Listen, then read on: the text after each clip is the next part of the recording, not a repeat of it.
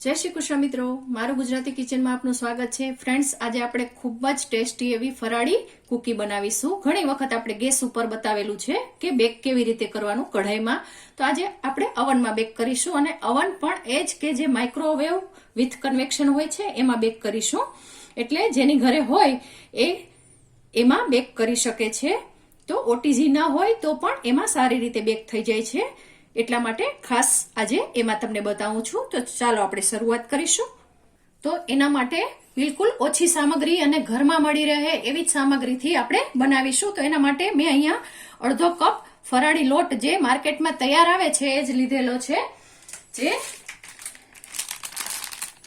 આવી રીતે ફરાળી લોટ આવે છે એ જ લેવાનો છે. એટલે મેં સીધો આ જ ફરાળી લોટ લીધેલો છે. તમે પણ એ લઈ શકો છો. તો અડધો કપ આપણે આ લોટ લેવાનો છે. 1/4 કપ છે એ ફ્રીજમાં મૂકેલું ઠંડુ ઘી લઈશું. 1/4 કપ છે એ દળેલી ખાંડ લઈશું. અને બીજી થોડી ઘણી સામગ્રી છે. તો ચાલો શરૂઆત કરીશું. જુઓ, સૌ પ્રથમ તો આપણે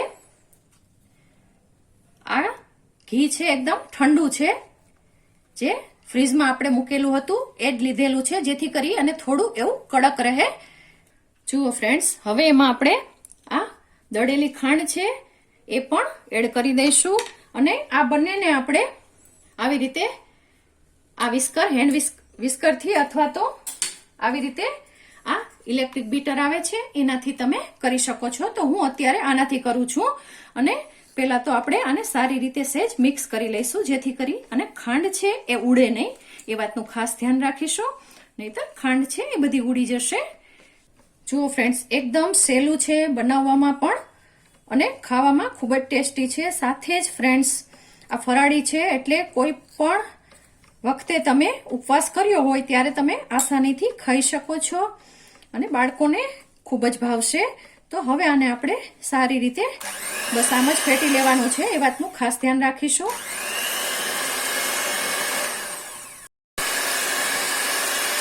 જુઓ ફ્રેન્ડ્સ, અત્યારે ઘી છે એ ઠંડુ છે, એટલે કે ફ્રીજમાં મૂકેલું આપણે થીણું ઘી લીધેલું છે. એટલે તમને થોડું એવું લાગશે કે આ મિશ્રણ છે એ ઉડે છે, આમ જુઓ.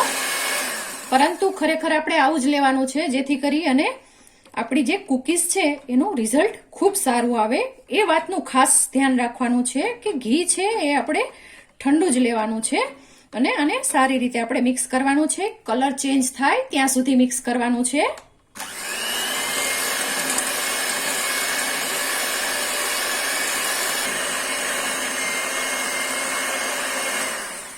જુઓ, 30 સેકન્ડ પછી તમે જોઈ શકો છો કે આ બધું જ છે એ ખૂબ સરસ રીતે મિક્સ થઈ ગયું છે, પણ કલર ચેન્જ નથી થયો. તો હજુ આપણે આને એકાદ મિનિટ માટે કરીશું.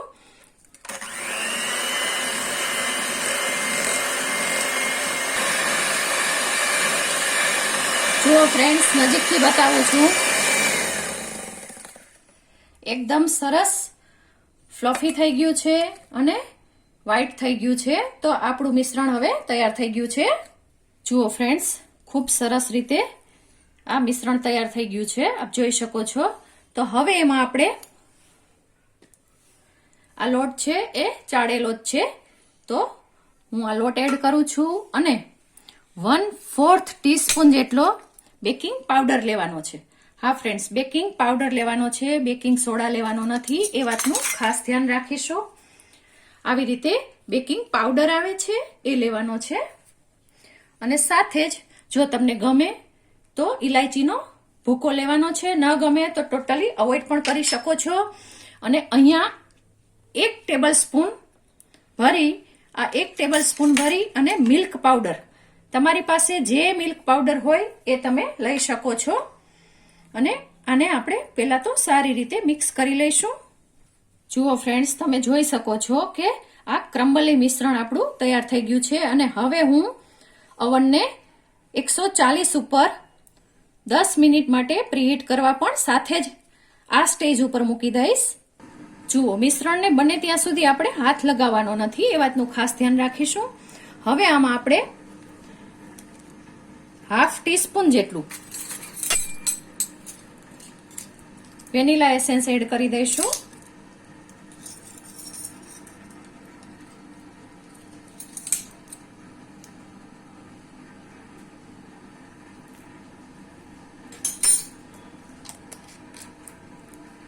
અને આને પહેલા તો સારી રીતે મિક્સ કરી દઈશું. જુઓ, હવે આપણે આને હાથ લગાવીશું જેથી કરી અને આપણને આ ટેક્સચરનો ખ્યાલ આવે.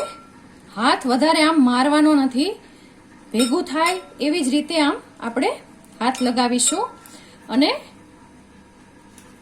જરૂર પડે તો 2 ટીપા જેટલું જ દૂધ એડ કરતા જઈશું. એ વાતનું ખાસ ધ્યાન રાખીશું. જો એકદમ ભાર દઈ અને હાથ લગાવીશું તો આપણી કૂકી છે એ એકદમ કડક બનશે, એટલા માટે એ ખાસ ધ્યાન રાખવાનું છે.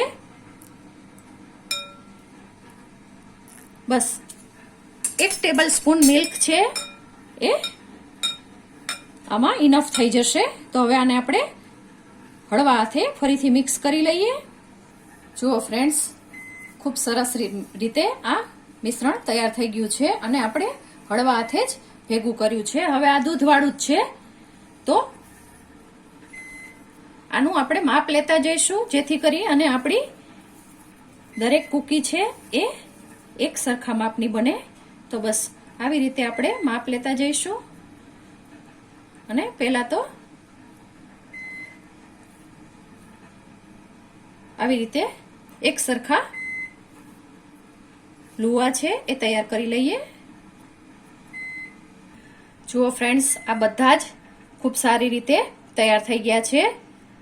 તો હવે આને આપણે બસ હાથથી આવી રીતે હળવા હાથે કરવાનું છે. એ વાતનું ખાસ ધ્યાન રાખવાનું છે, કારણ કે આ લોટમાં એટલો કસ હોતો નથી મેંદા જેટલો, એટલે ખાસ ધ્યાન રાખવાનું છે કે થોડું તો ક્રેક થશે જ, પણ આપણે આવી રીતે કરી લઈશું. હવે તમને ગમે એ શેપ તમારે આપી દેવાનો છે.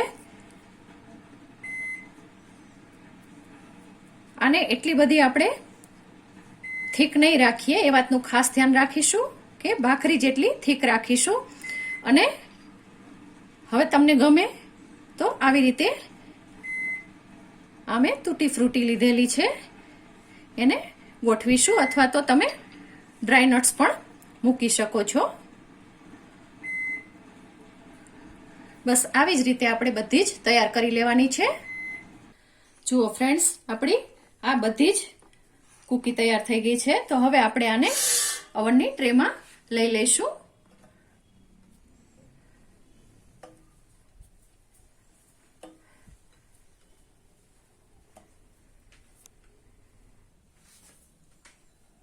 જુઓ, હવે આપણે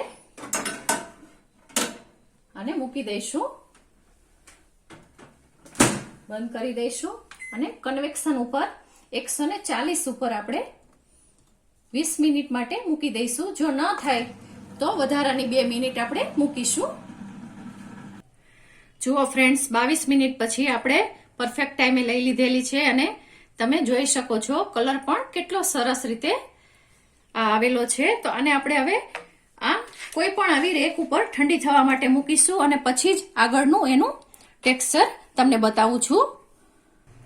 જુઓ ફ્રેન્ડ્સ, એકદમ સરસ રીતે ઠંડી થઈ ગઈ છે. ઓવનમાં કરવી હોય તમારે ઓટીજીમાં તો 160 ઉપર 15 મિનિટ કરવાની રહેશે, અથવા તો તવલામાં કરો તો પણ તમારે 15 થી 17 મિનિટ માટે ધીમા ગેસે કરવાનું રહેશે. અને રિઝલ્ટ તમે તમારી સામે જ જોઈ શકો છો. ખૂબ જ સરસ એવું રિઝલ્ટ આવ્યું છે. તો ચાલો આપણે સર્વ કરીએ અને તમને એનું રિઝલ્ટ પણ આગળ બતાવું. જુઓ ફ્રેન્ડ્સ, હવે એકનું રિઝલ્ટ બતાવું છું. આપ જોઈ શકો છો એકદમ સરસ ક્રિસ્પી, અવાજ સાંભળી શકો છો.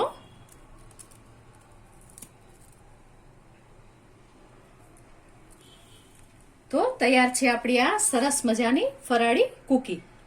ફ્રેન્ડ્સ, તમને મારી આ રેસીપી પસંદ પડી હોય તો મારી ચેનલને લાઈક, શેર અને સબસ્ક્રાઇબ ચોક્કસથી કરજો. આભાર મિત્રો. જય શ્રી કૃષ્ણ.